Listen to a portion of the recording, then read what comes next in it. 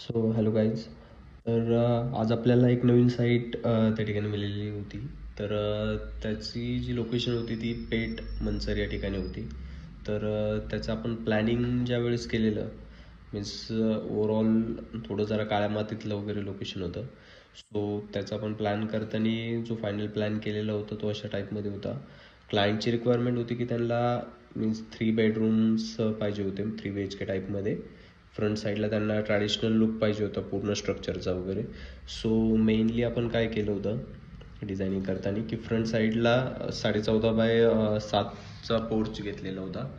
त्यानंतर मग एक लिव्हिंग रूम त्या ठिकाणी आपण हे केलेली होती डिझाईन.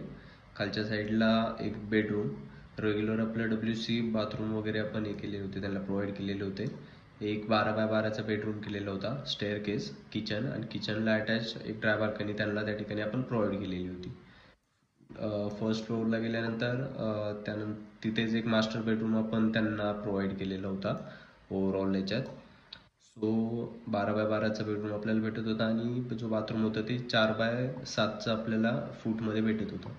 त्याचा जो ओव्हरऑल बिल्टअप एरिया होता तो आपला बिल्टअप एरिया ग्राउंड फ्लोअरचा 1170 स्क्वेअर फीटच्या आसपास जात होता आणि जो फर्स्ट फ्लोअरचा बिल्टअप एरिया होता तो 318 स्क्वेअर फीटच्या आसपास जात होता. इलिव्हेशन त्याला थोडं ट्रॅडिशनल टाईपमध्ये MS स्ट्रक्चरमध्ये पाहिजे होतं. सो आपण 100 स्क्वेअर फीट एक्स्ट्रा त्या ठिकाणी पकडलेलं. आणि त्यानंतर मग जो ओव्हरऑल आपला बिल्टअप एरिया होता तो 1588 स्क्वेअर फीटच्या आसपास तो जात होता.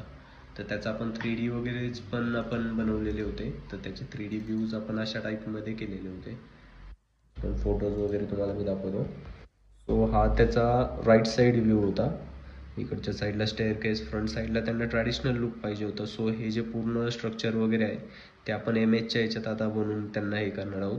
विंडोज वगैरे आपण वुडन टाईपच्या यूज केलेल्या आहेत. पुढचे जे 2 कॉलम्स वगैरे आहेत ते आपण RCC मध्ये न घेता ते डायरेक्टली ओव्हरऑल एकतर MS स्ट्रक्चरमध्ये घेऊ किंवा मग वुडनच्या याच्यात आपण घेणार आहोत. फ्रंट साईडला अशा टाईपमध्ये लुक आपण घेणार आहोत. मॅग्लो टाईल्स वगैरे आपण ओरिजिनल टाईपमधले यूज करणार आहोत.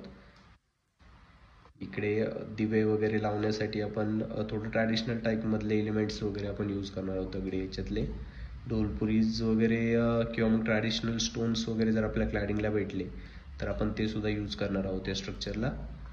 बॅक साईडनी वरती जायला एक स्टेअर केस वगैरे सर्क्युलर टाईपमधली आणि जे रेग्युलर वगैरे सज्जाज वगैरे असतील प्रोजेक्शन्स वगैरे तिथं पण आपण MS स्ट्रक्चरच्या याच्यात मॅग्लो टाईल्स वगैरे यूज करणार आहोत.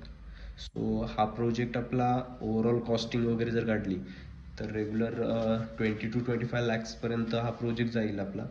बट एकदम